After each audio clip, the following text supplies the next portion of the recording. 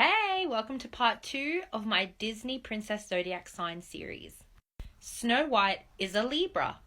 Of course, there's some jealous bitch that's trying to destroy her because she's just so pretty. She also is the hostess with the mostest. When she lives with the 7 dwarves, they're always having a party, making music. And she's so charming that even Grumpy, who hates her in the beginning, he falls in love with her by the end. Pocahontas is a Scorpio.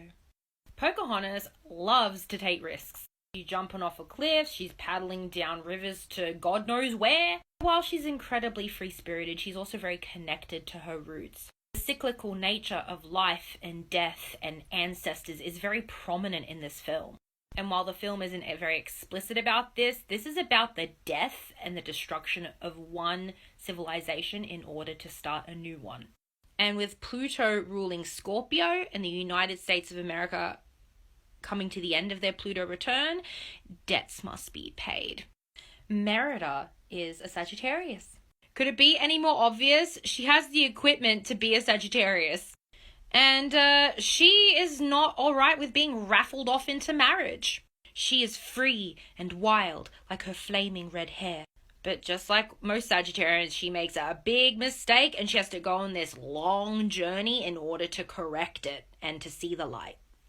And it is through journeys that one can spiritually and intellectually expand. And that's exactly what Sagittarius is about. Elsa is a Capricorn. Here's the thing with Elsa. She's sensitive, but she's not emotional.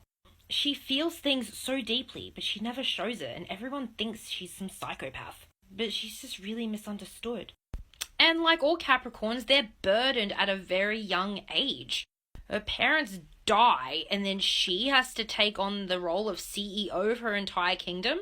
And that stress of responsibility isolates her from having loving relationships.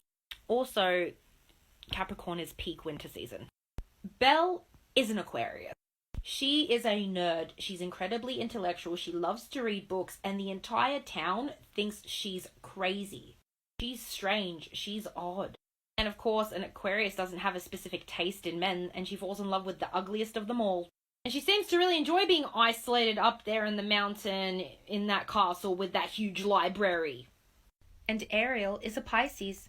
Pisces governs water, and she lives under the sea. And yet, her head is far up in the clouds. Of course, she falls in love with someone that she shouldn't be with. And her being a fish and him being human is not such a logistical nightmare. She just has to sacrifice her whole life and her voice to be with him. And Pisces is fantasy and delusion.